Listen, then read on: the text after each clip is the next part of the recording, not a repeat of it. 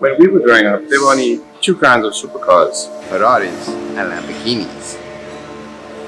I didn't get the appeal of a Porsche 911. They looked far too normal compared to these flashy bedroom posters supercars.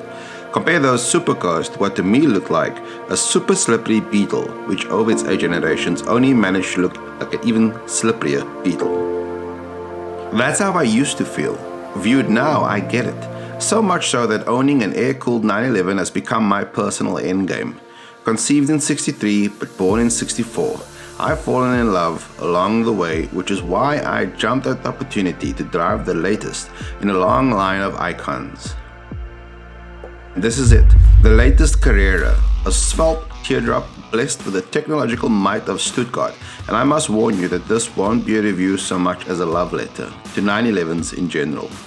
The car itself looks better than ever. Mind you, this 992 has big shoes to fill since its predecessor, the 991, is the best seller to date. In my opinion, the 992 represents the largest step between models in quite some time, thanks to a gaping, almost Panamera-like front end, while at the rear they've gone retro with a bold light bar running the length of the boot. Plus, there's a vertically oriented louver above it with an integrated brake light running parallel. My test car is the Carrera S, yours for 1.7 million rand and some change. That's still sports car pricing for performance that has officially graduated to super. I'm talking about a 3.5 second 0 to 100k sprint if you fit the sport chrono pack like my car has. But to do that, we need to embark on a familiar route that's from Cape Town to Franschhoek Pass and back again via Alshoogte and Detroitskloof Pass, or the hilly trinity of asphalt as I've just dubbed it.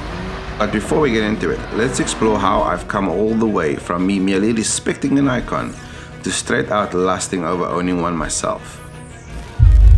Pop culture. I blame 3 specific sources with varying degrees of influence. Sure, that iconic 964 from Bad Boys. Then there are the Magnus Walker creations, which really got me to take notice. But if I had to nominate one man's desire to turn an icon into something a lot more personal, a lot more interesting, then that has to go to Akira Nakai, him of Ralph World or RWB, a Japanese tuner who pours his soul into heavily cut and shot reimaginations of 911s. To a lesser extent, there are also these single models and the mental roof Yellowbird from various sources, including video games. I see you, Porsche 911. I see you now. Now, let's talk about that 0 to 100k sprint of just 3.5 seconds. It does this with a 3-liter flat 6 engine in its bum, endowed with 331 kilowatts and 530 newton meters. It revs to 7,500 RPMs and maxes out at 308 k's an hour.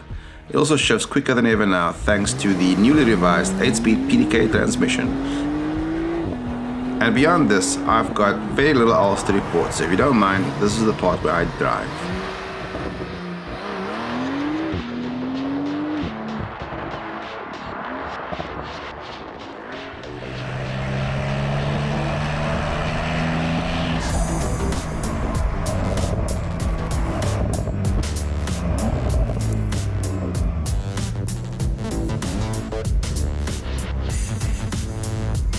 With the 911, Porsche have taken a car that is famous for being heavy on engineering and substance, but light on visual drama and brash behavior, and honed the thing to perfection.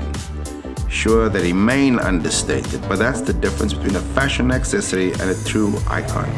As for the 992, it's managed to retain the technological tour de force, yet somehow feels paid away and pure. Mark of a true 911.